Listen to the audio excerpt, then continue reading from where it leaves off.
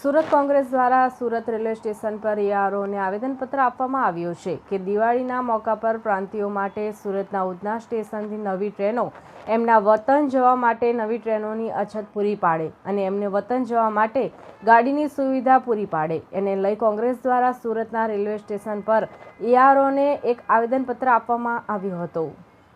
અમે લોકો એ રજૂઆત લઈને આવેલા છે કે જે પરપ્રાંતિ લોકોની જે સમસ્યા છે કે આવનારા દિવસોમાં દિવાળી કે ધનતેરસના સમય જે ટિકિટ એ લોકોને નથી મળતી અને એ લોકોને બિચારાઓને ધક્કામુક્કી કરીને અને એ લોકોના પાસેથી દંડ ઉઘરાવીને એ લોકોને બેસાડવામાં આવે છે અને એ લોકોને ભારે તકલીફનો સામનો કરવો પડે છે.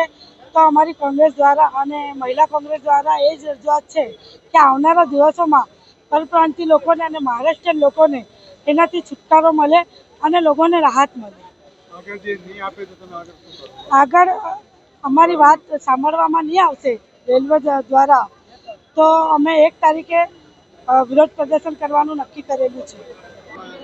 સુરતના વિવિધ પ્રશ્નોને ધ્યાનમાં રાખીને કોંગ્રેસના પૂર્વ પ્રમુખ ધનસુખભાઈ રાજપૂત, અમારી મહિલા આગેવાનો રહીસાબેન, સંજુબેન, બેબીસિંહ, અમારા મહિલા કોંગ્રેસના જિલ્લા પ્રમુખ ઉત્તર પ્રદેશ સભાના આગેવાન ભાઈ શ્રીરામ દુબેની આગેવાનીમાં અમે EROને આવેદનપત્ર આપવા માટે આવ્યા છે.